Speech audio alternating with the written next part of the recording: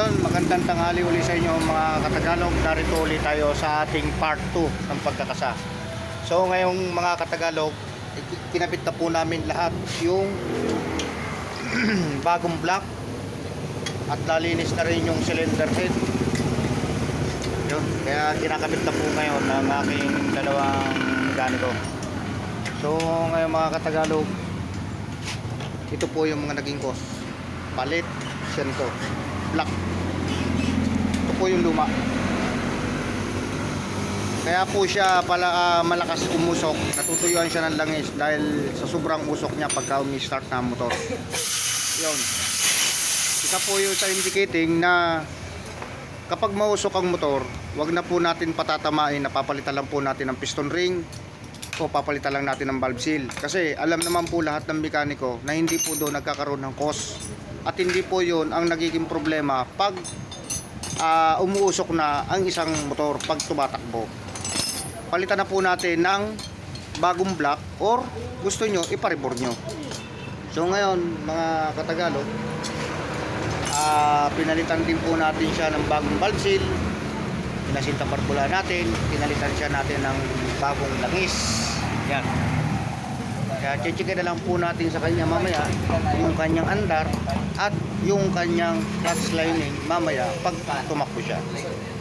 Yung mga Katagalog, waiting lang po natin to para makita po natin yung problema kasi medyo masakit-sakit sa bulsa ang inabot ng TMX Supremo ito.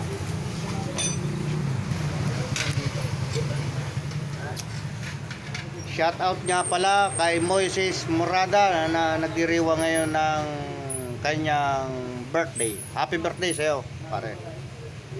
Shout out din po kay Mamay Jake Villanueva, kay Mamay Bonbon, at kay Mamay Tagoy, kay Mamay Agi, at kay Mamay Badong. Yun. Shout out din po sa aking mga tiyahin dyan sa Bicol, sa aking mga pinsanin. Yung aking pinsan na si Jenny, siya ay tatakbo ngayon ng pagka-pusyal uli. Ingat po kayo dyan palagi. Shoutout din po kay Ate LC sa Cavite. Yan. At dyan po sa Pasig kay Shell Ann Marquez at sa tituhin ko dyan sa Tio Ili.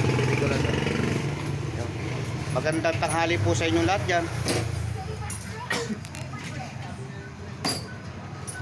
Shoutout din po kay Maria Racel. Yun.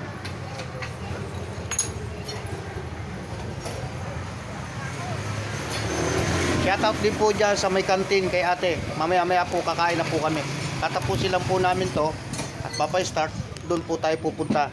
Doon sa kinakainan natin. Na kung saan masarap kung kumakain. Ang masarap kumain sa kantin. Yun. Kaya pa i-startin na lang po natin. Marami po tayo na napalitan dito, pati mga overhaul jacket. Napalitan po natin siya. Pati mga gasket, palit lahat siya.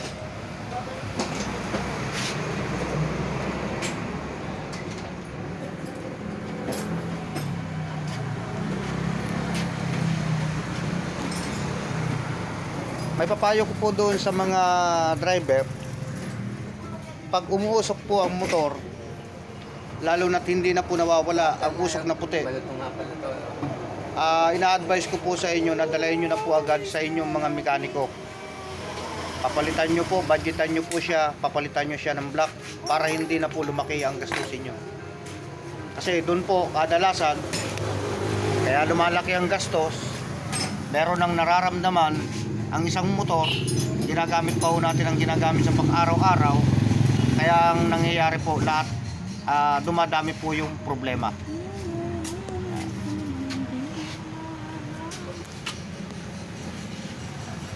Maganda yan.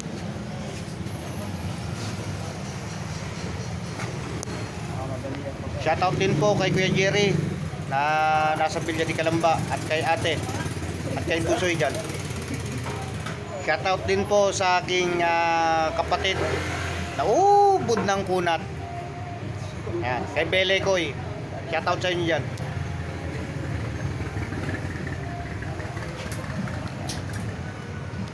po mga Katagalog, at ito po mamaya baka mayroon pa tayong part 3 na gawin dito.